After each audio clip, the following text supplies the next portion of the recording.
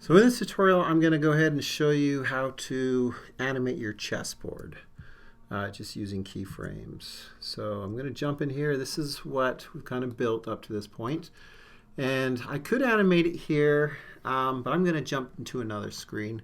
I'm going to go to animation, and in here it shows me kind of this, and it also shows me this timeline right down here that makes sometimes things a little bit easier.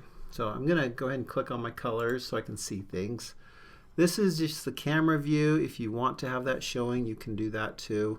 I'll just pull it up, I guess. And then I'm missing my toolbar here, so you can either press the letter T to bring that back up, or you can just go to view and just show your toolbar that way. So now I'm ready to animate, and it's probably easier from a top view. So if I come down here and just go to viewpoints and go to top so I can see straight down on this, and then I just need to select the first piece I want to move. So, and it looks like I'm actually missing one of my pieces. So let me duplicate that, Shift D to duplicate, and just put that. Okay, so now I'm ready.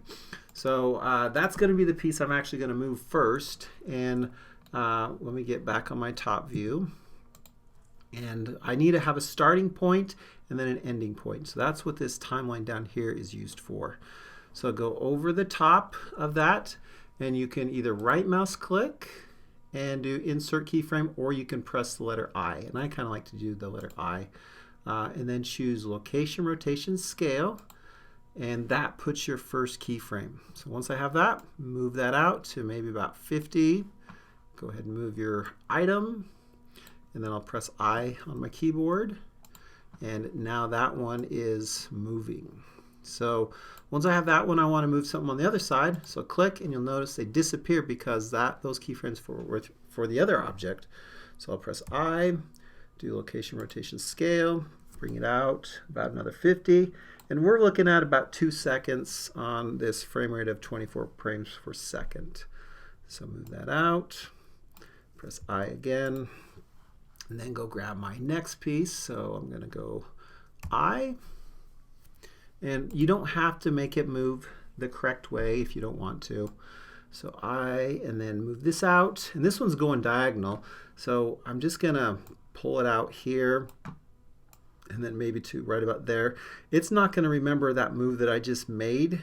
It's only going to remember from point A to point B. So press I, and now I've got that just moving diagonal. So maybe I'll come out here to my horse. This one's a little bit different. So I, and then I'm going to go ahead and pull this out, maybe just a little bit. So I'll have them come out here, and then press I. This one takes a little bit more of a move, an extra move, because I want them to move in that little L if I'm doing the kind of the chess movement on there. And then if I want to take out a character, probably the easiest way to do this is just click. So on this one, I've got to have a pause here. So I'm going to press I there. And then I'll go ahead and move it out there. And then I'm going to move it there and then down so it's on top of it. Press I. And then if I want to basically take out that character, I'll just go ahead and just put that. And I'm going to go ahead and do, maybe just come out here a little bit early. Press I, and then come out. And then probably the easiest way is just to drop them underneath the board so you just don't see them. And I probably should do that actually a lot quicker. So I'll just go out 1 frame or 2 frames, pull that down, and then press I. So now I've got my movement on there, and it just kind of disappears, and it happens really quick. If I do want to add more time, so I'm kind of out of time on my board, all my pieces are starting to move. I just clicked on the play.